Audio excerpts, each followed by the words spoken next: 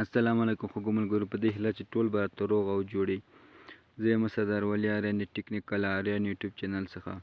په نننۍ ویډیو کې زه تاسو ته وښیم څنګه کولی شئ خپل فیسبوک اکاونټ د تل دایمي لپاره ختم کړو.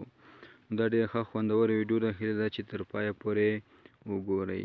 نو مخکې د دې نه زه ویډیو شروع کړم، تاسو خواهش کوم تر څو زما یوټیوب چینل ته سبسکرایب کړئ، په څنګ کې د ګنټۍ نښان ووهئ تر څو زما هره ویډیو تر ټولو لومړی تر تاسو در ورسیږي. نو اوس زه د ویډیو طرف ویډیو درته شروع کوم.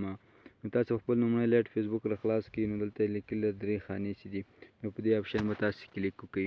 بیا به لاندې راشئ، دلته لیکلي سیټینګس، نو په دې سیټینګ آپشن به درسره کلیک وکړئ. هر کله مو سیټینګ وهو نو دلته به لاندې راشئ،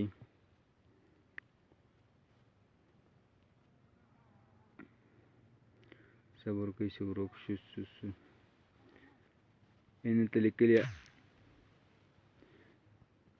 دلته لیکلي اکاونټ اونرشیپ اینډ کنټرول، منیج یور ډیټا، موډیفای یور، دا آپشن باندې تاسو کلیک وکړئ. اکاونټ اونرشیپ اینډ کنټرول په دغه آپشن باندې تاسو سره کلیک وکړئ. نو دلته لیکلي اینډ ډیلیشن، دغه ډیلیشن باندې تاسو ډیلیټ یور اکاونټ دلته لیکلي، نو تاسو په دغه آپشن باندې سره کلیک وکړئ. هر کله چې دا آپشن ووهئ دلته تاسو دوه دانې منیوګانې درکوي.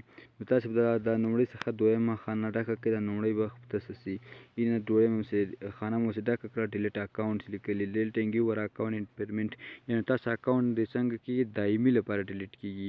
هر کله چې تاسو دا ووایئ نو تاسو اکاونټ څنګه شو دایمي لپاره ډیلیټ کېږي. نو تاسو دلته ووهئ دا کنټینیو ویني، نو په دې کنټینیو باندې به درسره کلیک وکړئ. هر کله مو چې کنټینیو باندې کلیک کړو نو داسې یوه صفحه به درته را بیفور یور ډیلیټ تاسو به څنګه شو دا آپشن به څه ووهئ، دلته لیکلي کنټینیو ټو اکاونټ ډیلیشن، نو دا آپشن به تاسو څنګه کوئ انتخاب کوئ دلته درسره.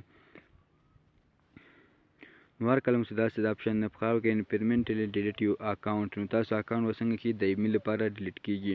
نو دلته لیکلي ډیلیټ اکاونټ، نو تاسو څنګه کوئ دا ډیلیټ اکاونټ آپشن به ورسره کلیک وکړئ. دلته ډیلیټ اکاونټ آپشن باندې څنګه کومه کلیک کوم.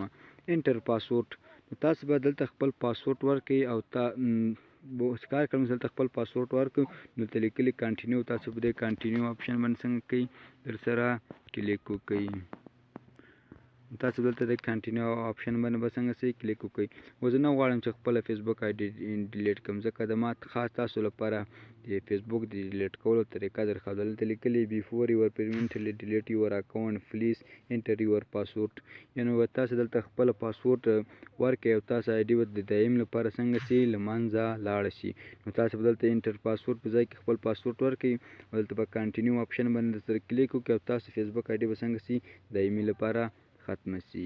نو دا وه د فیسبوک د ختمولو طریقه، هیله ده چې د پام وړ مو ګرځېدلې وي. تر بیا پورې چې داسې ښه خوندوره ویډیو تر تاسو آماده کومه، په لوی او بخښونکي خدای مو سپارمه. هر چیرې چې یاست الله مو مل شه.